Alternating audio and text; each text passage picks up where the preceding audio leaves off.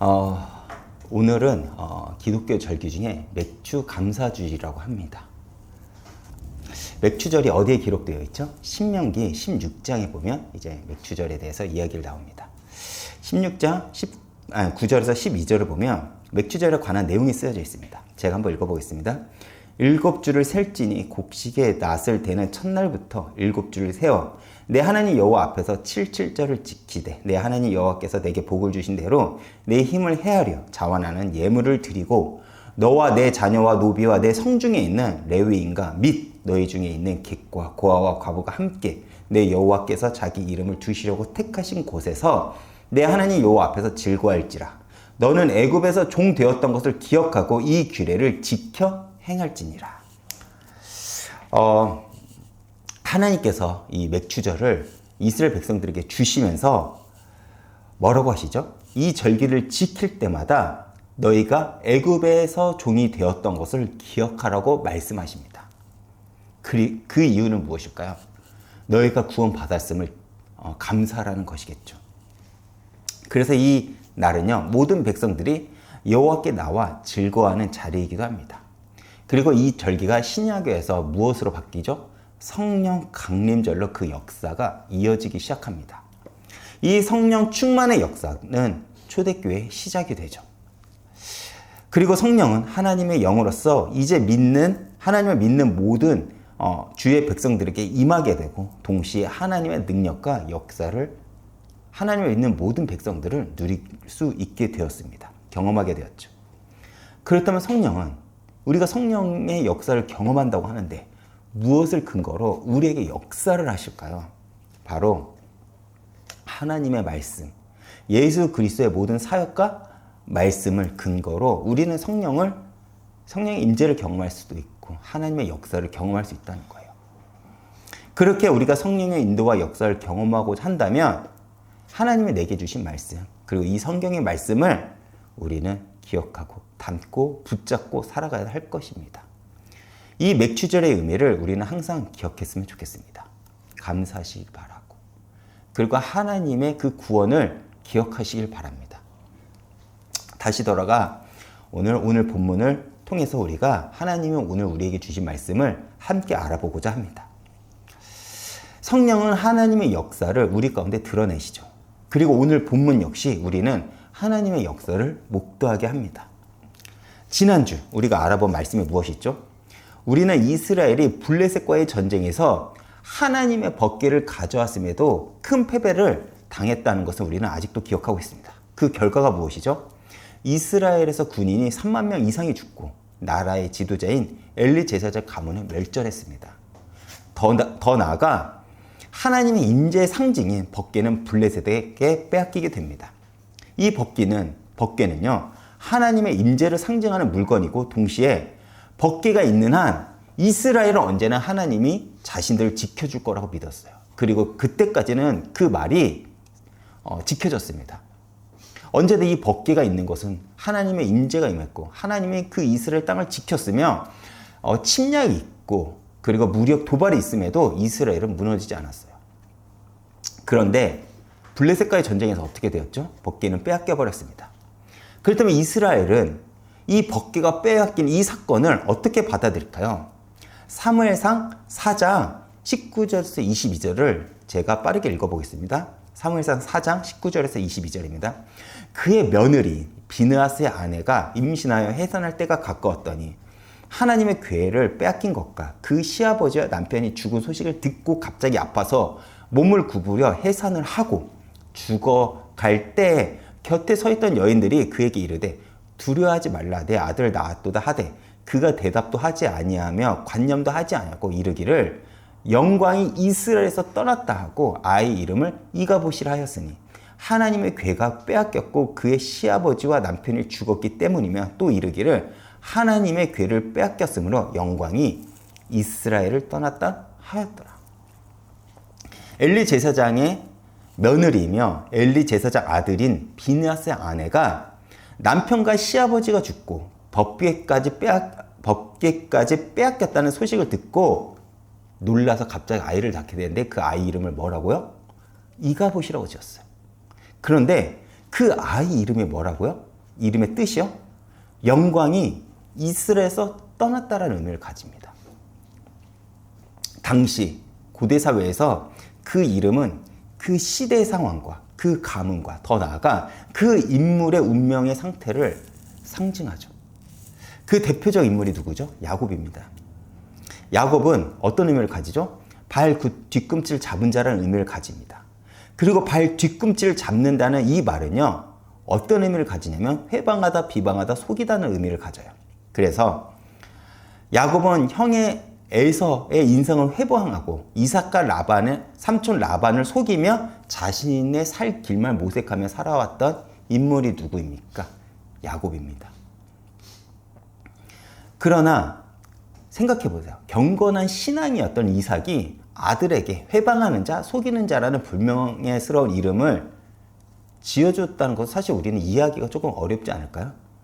그렇기에 이 이름의 또 다른 이중적 의미는 뒤를 추격하다, 종적을 살피다, 다소 긍정적인 의미의 야곱의 이름 역시 있습니다. 뭐냐면 그는 앞지를 것이다, 하나님이 이 아이를 보호할 것이다 라는 그 이중적 의미가 함께 있다는 거예요. 그러나 그가 자신의 노력과 힘으로 살 때는 누군가를 속여야만 했고 누군가 인생 회방을 놓아야만 했습니다. 그러나 그가 삶의 문제를 만나고 한계를 만났는데 그가 한 일이 무엇이죠? 하나님을 붙잡았어요. 그리고 하나님을 붙잡고 살아가고자 한 그 야곱의 인생은 결국 에서를 앞질러 하나님에게 그에게 뭐라는 이름을 지어주냐면 하나님과 겨루 이겼다라는 이름을 주시면서 야곱의 인생은 이제는 믿음의 대표가 되는 이름이 되었고 더 나아가 그의 이스라엘이라는 이름은 그의 인생과 가문 그리고 이스라엘이라는 국가의 민족의 조상이 되기 시작합니다. 12지파의 그 아버지가 되었죠.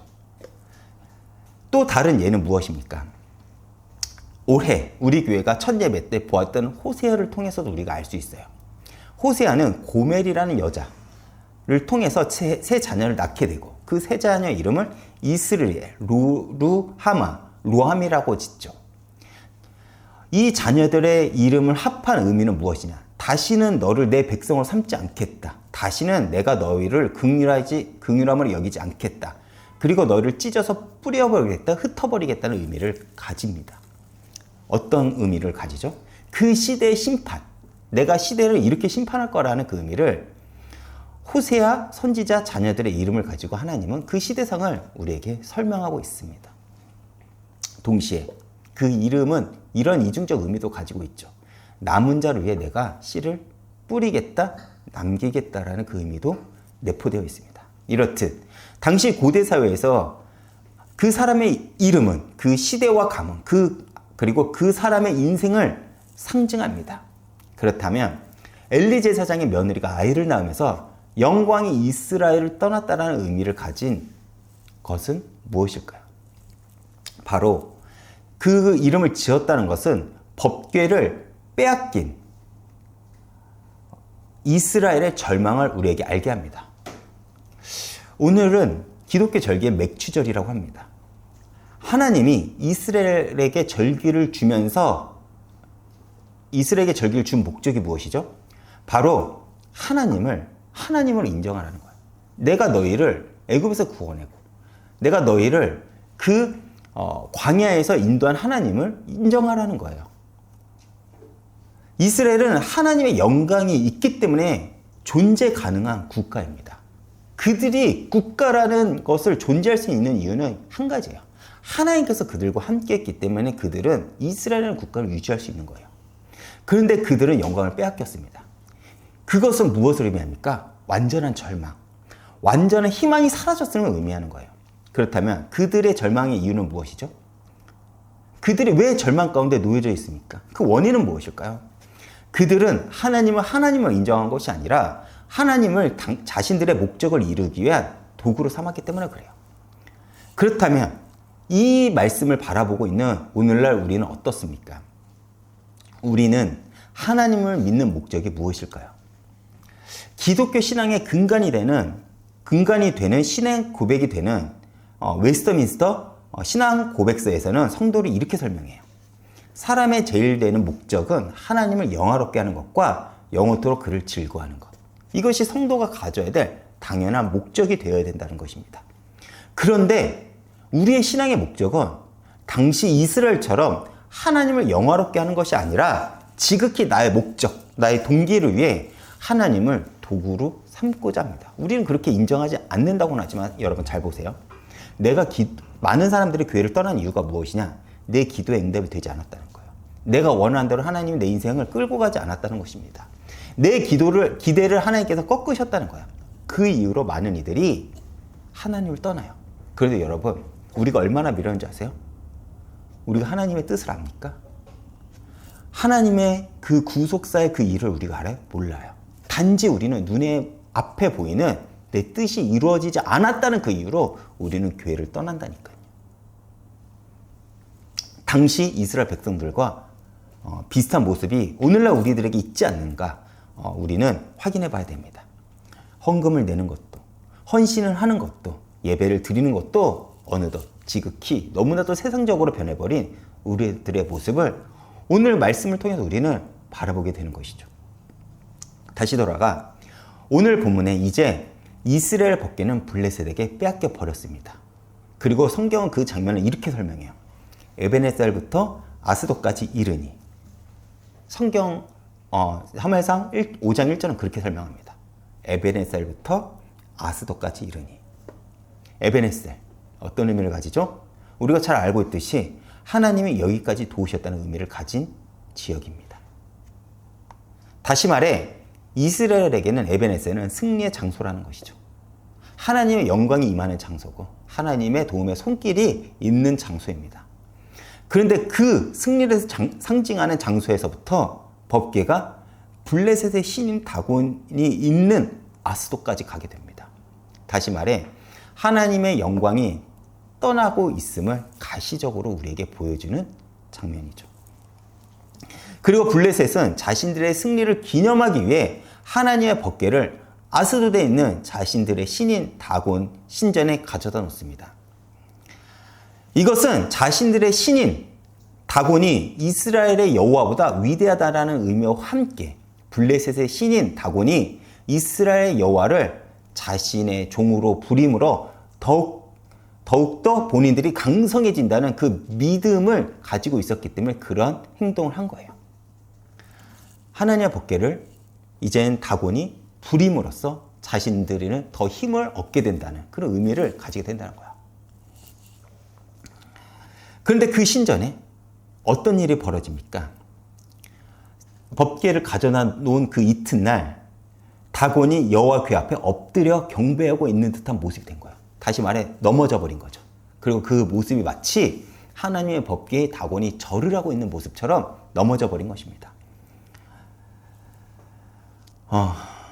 다시 말해 이스라엘은 전쟁에서 패했지만 이 장면은 하나님께서 패했다는 것이 아님을 보여주는 상징적인 장면이기도 하죠. 블레셋 사람들은 어떻게 행동했을까? 놀랐겠죠. 부랴부랴 그 다곤신을 다시 이렇게 세웁니다. 분명 자신들은 전쟁에서 이겼습니다. 이겼는데 이 장면은 우리의 신이 이스라엘의 신인 여호와를 이겼는데 어떻게 이런 일이 벌어질 수 있는가 인정을 못한다는 것이죠. 그래서 그들은 다시 다곤을 이렇게 세워서 여호와의 법 옆에 둡니다. 법궤 옆에 두죠. 그런데 또 다음날 어떤 일이 벌어졌죠? 다곤이 전날처럼 엎드러진 것뿐만 아니라 목과 팔다리가 잘려 문지방에 놓여져 있다고 합니다. 왜 머리와 손이 끊어졌을까요? 머리는 무엇을 상징하냐면 당시 전쟁에서 적군의 머리는요 일반적으로 그가 죽었다는 증거와 함께 그 국가가 전쟁에서 패했다는 걸 상징해요. 장군의 목은요. 여러분 그 고대 영화를 보면 고대 역사를 다룬 영화를 보면 전쟁에서 싸우는데 그 목을 쳐서 그 적군이 죽으면 어떻게 하죠? 그 국가가 승리하는 거예요. 성경에서 대표적인 사건이 있죠. 다윗과 골리앗. 다윗이 골리앗을 쓰러뜨린 다음에 제일 먼저 한 행동이 무엇이죠? 골리앗의 머리를 칩니다. 그리고 이스라엘이 어떻게 되죠? 승리자가 되죠. 마찬가지예요. 다곤의 목이 끊어졌다는 것은 무엇이냐면 이 전쟁에서 승리는 너희가 아니라는 거예요. 여호와라는 거예요. 승리자는. 그걸 상징하죠. 그리고 소는 무엇을 의미하냐면 당시 소는요, 능력을 상징했습니다. 그래서 우리가 뭐라고 얘기하죠? 여호와의 손이 함께하사. 이 말이 어떤 의미를 가지죠? 여호와의 능력이 나와 함께하길 바랍니다 라는 고백이 있지 않습니까? 다시 말해 다곤이 하나님 궤 앞에서 머리와 손이 잘려 엎드려졌다는 것은 결국 이 정리의 최종 승리자는 블레셋이 아니라 하나님이며, 그들의 능력 역시 하나님 앞에서는 무력하다는 것을 상징하고 보여주는 장면입니다. 얼마나 의기양양했겠어요, 블레셋이. 이스라엘 법궤를 가져와서 자신들의 신 앞에 둬요. 의기양양했겠죠. 그런데 너희들이 잘해서 이긴 게 아니야. 최종 승리자는 나라는 것을 하나님께서는 이 장면을, 이 사건을 통해서 보여주는 거예요. 그리고 거기서 멈춘 것이 아니라 하나님의 그 능력의 증거로, 하나님의 그 능력의 증거로 어떤 일을 벌여지냐면 그들의 신이 있는 그 아스돗에 독종이 퍼져서 그들에게는 재앙으로 닥치게 됩니다. 다시 말해 자신들을 보호하고 자신들을 풍요롭게 여긴 그 신은 자신들을 보호하지 못하고 하나님의 심판 앞에 무력하다는 것을 보여주는 것이죠. 여기서 우리는 한 가지를 알게 되는 것이 있습니다. 오늘날 많은 이들이 왜 교회를 떠날까요? 단순해요. 하나님이 내 눈에 당장 보이지 않는다는 거예요. 하나님의 말씀이 내 귀에 당장 들리지 않는다는 거니까요. 마치 이 말은 먼 오래전 어떤 전설 같은 이야기로 우리는 인식하기도 합니다. 마치 하나님이 세상에 진 것과 같아요. 그래서 많은 이들이 세상의 권세 앞에, 세상의 메시지 앞에 굴복하고 따라갑니다. 그리고 그게 당연하다고 생각해요. 아니, 우리가 그게 상식이잖아. 이것이 맞잖아 라고 우리는 그렇게 여기면서 당연하게 세상을 쫓아가는 것이 오늘날 기독교인에도 불구하고 그 말을 하고 따라갑니다. 그런데 그리고 예수를 믿는 것을 미련하게 바라보죠. 헌신하는 것도, 헌금하는 것도, 예배를 드리는 것도 왜 이렇게 미련해? 지혜롭고 똑똑하다는 것을, 내가 하나님 앞에 충성을 다하는 모습과 반대되는 모습을 세상에서는 지혜롭다고 이야기를 하는 시대 속에서 우리가 살아갑니다. 그러나 오늘 말씀을 통해서 우리가 알게 되는 것은 뭐냐면 우리들의 눈과 경험으로는 세상이 지금 이긴 것 같아요. 그러나 하나님은 세상을 당신의 구속사 사역 가운데 단지 도구로 사용했을 뿐 여전히 하나님은 당신의 일을 지금도 하신다는 것입니다. 어제나 오늘이나 내일 편함없이 하나님은 당신의 시간표에 당신의 일을 지금도 지속해 나간다는 것입니다. 그렇기에 우리가 보이는 세상에 속지 말고 하나님 말씀을 의지해 살아간다면 우리 역시 하나님의 역사를 목도하게 될 것이라는 거예요. 6절에 하나님이 아스돗을 심판할 때 이렇게 표현합니다. 6절을 보면 이런 표현이 있어요.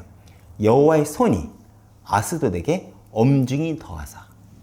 여기서 엄중하다, 히브리어로 카바다라고 하는데 이 단어에서 거룩, 영광이라는 단어가 파생됩니다.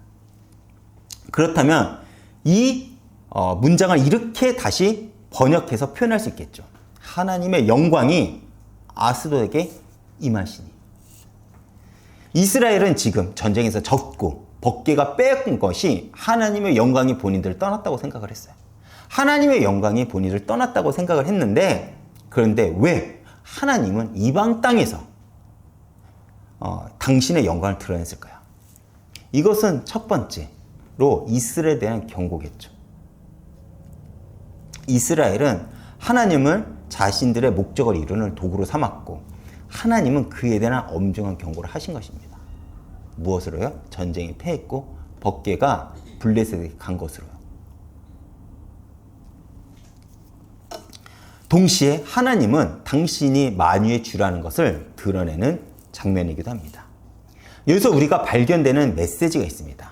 우리는 하나님은 교회에서만 영광을 드러내는 것이라고 생각을 하지만 그것이 아닌 하나님의 영광은 우리의 삶의 일터에서, 더 나아가 아직 복음이 들어가지 못하는 그 자리에 당신의 영광이 드러난다는 것입니다.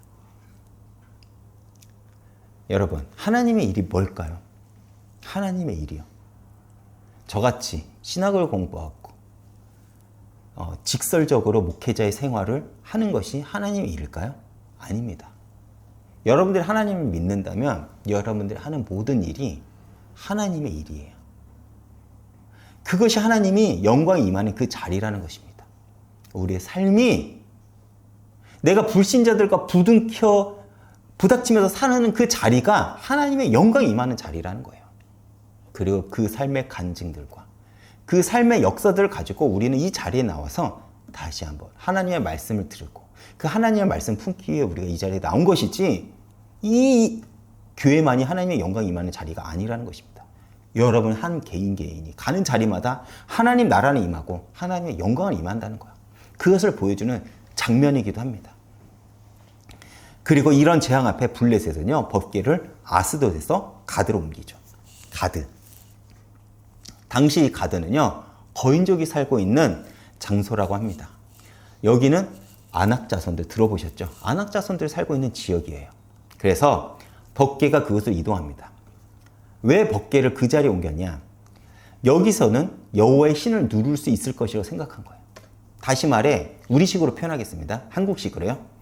그 지역이 기가 세서 법궤의 능력을 누릴 수 있을 거라고 그들은 생각한 거예요. 이해가 가시나요? 그런데 그곳에 또 어떤 일이 벌어지죠? 그곳에서도 악종이 퍼지면서 끔찍한 재앙을 만나게 됩니다. 자신들은 이렇게 생각했을 거예요.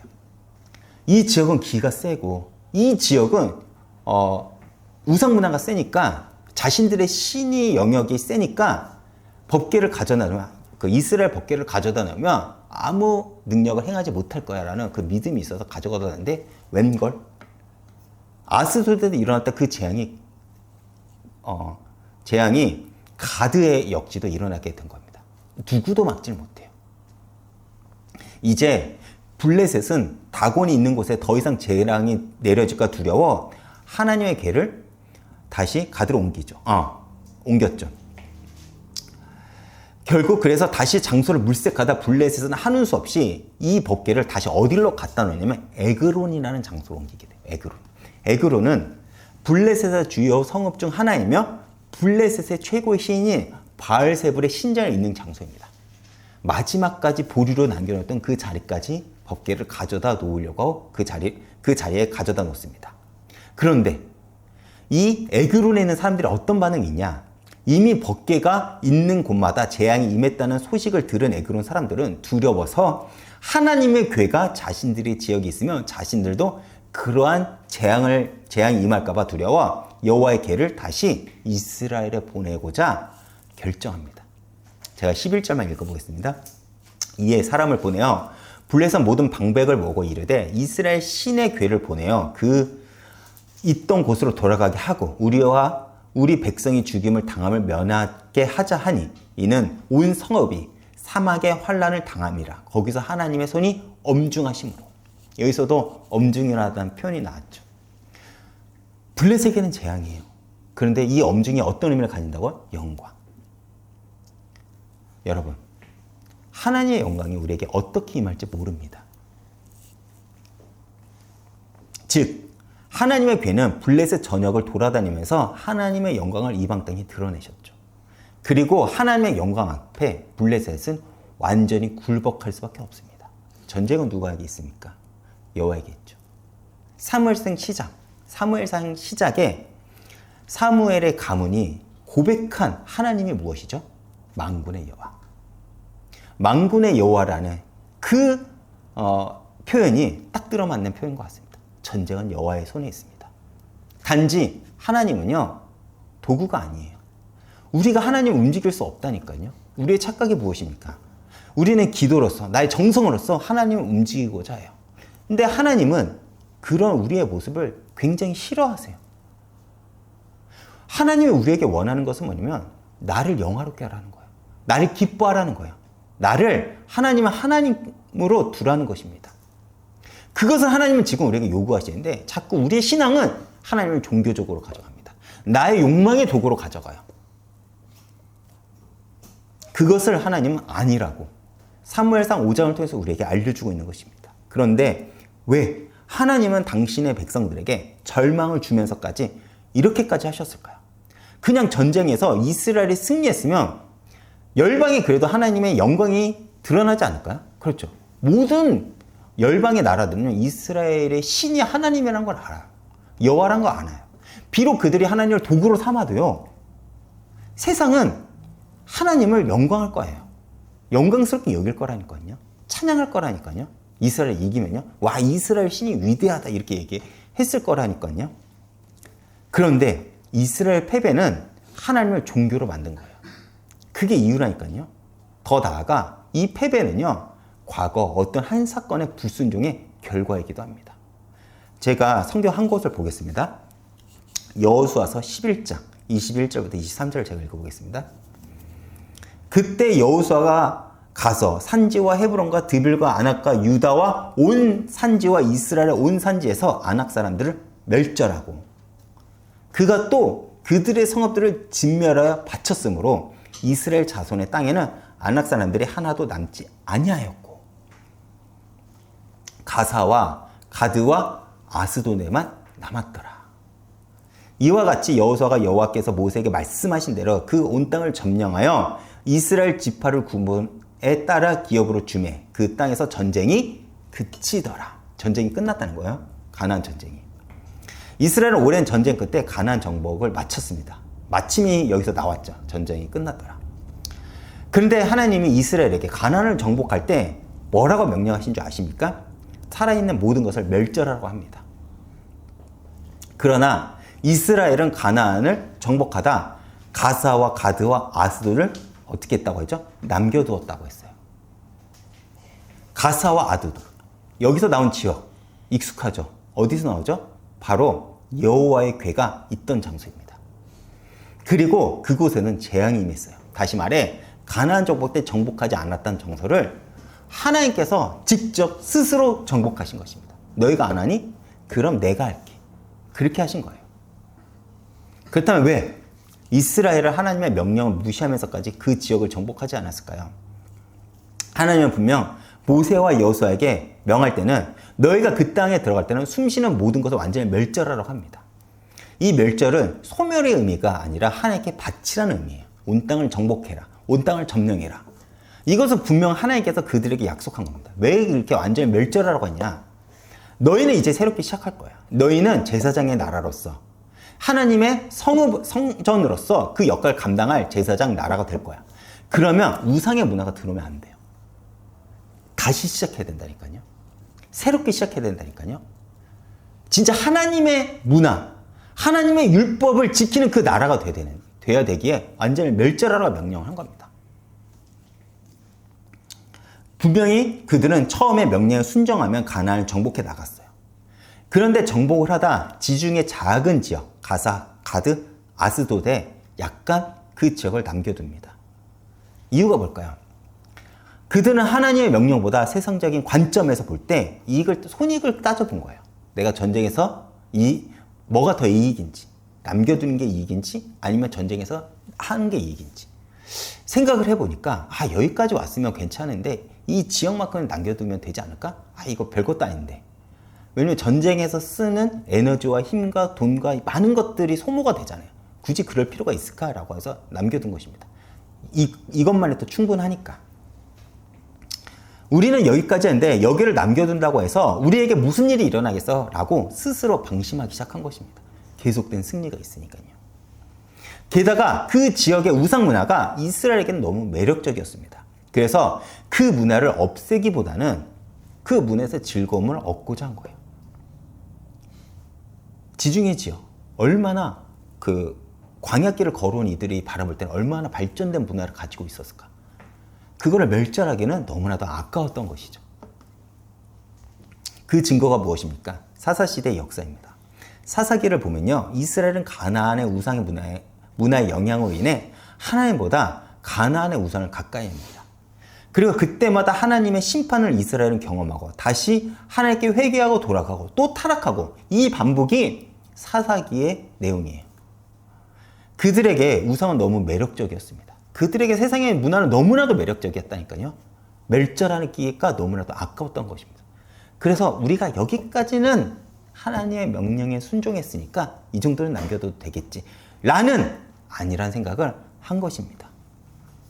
그렇다면 우리도 그렇지 않습니까? 우리 역시도 기독교인이라고는 하지만 세상 문화는 우리에게 너무나도 매력적이에요. 그래서 언제나 세상이 하나님보다 우리에게는 우선이 됩니다. 또한 성경은 죄와 싸우라고 하지만 실제 우리의 삶에서 우리는 어떻습니까?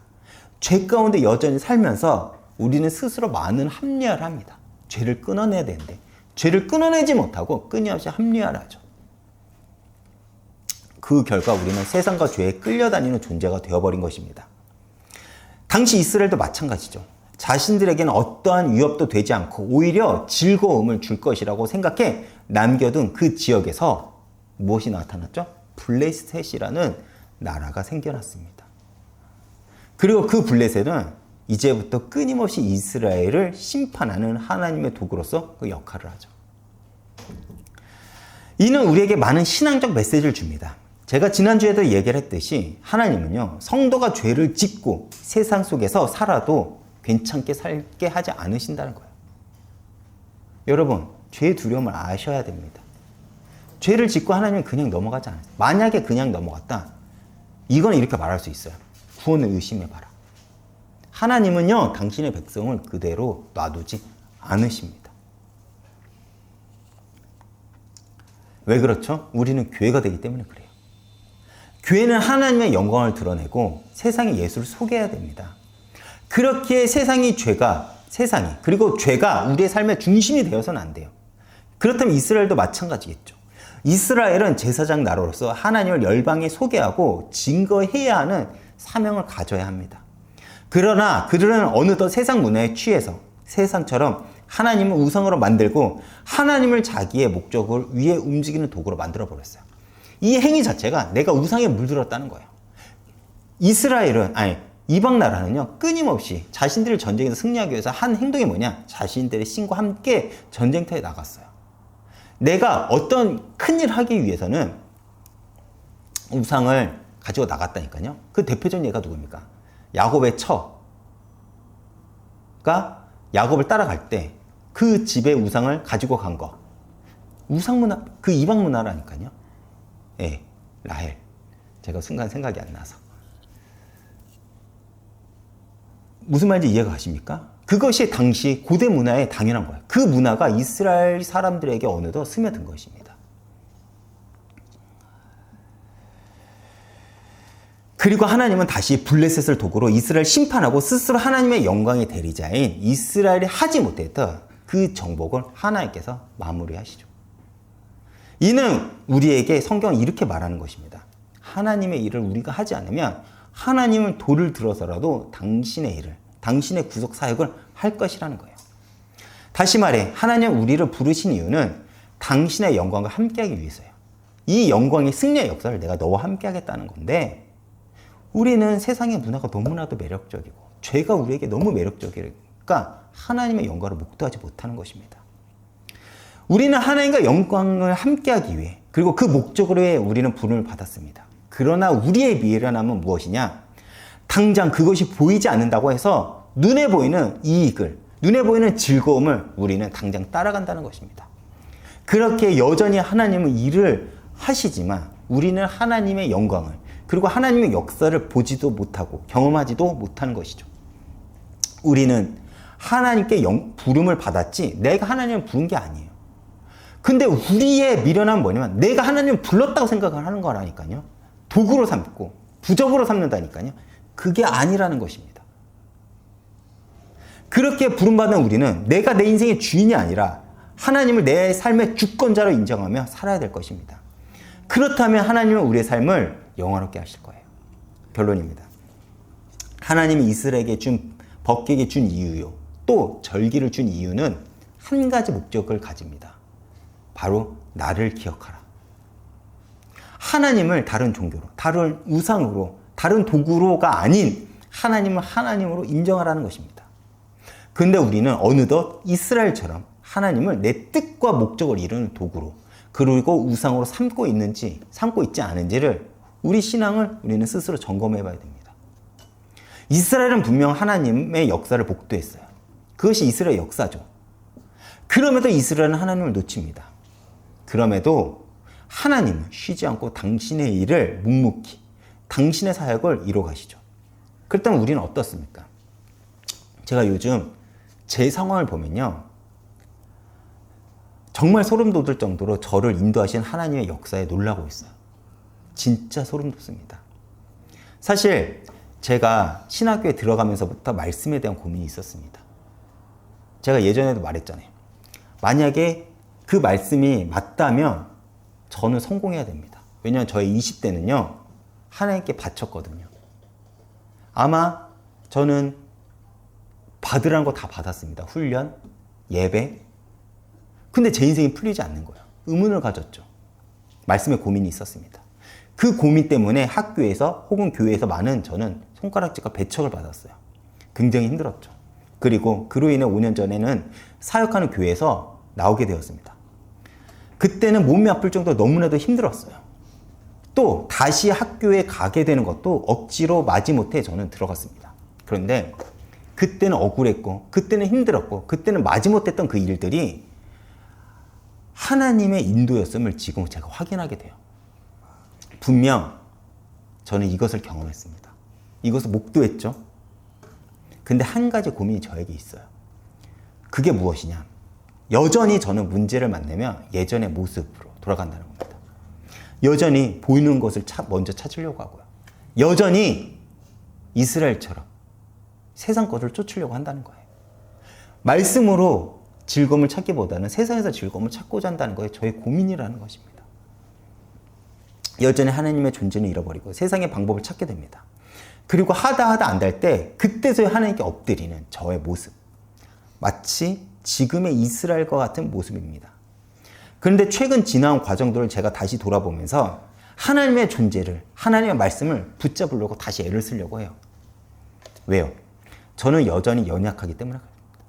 저에게는 여전히 죄가 매력적이에요. 저에게는요. 그래서 제가 몸부림치지 않으면 전 다시 돌아간다니까요.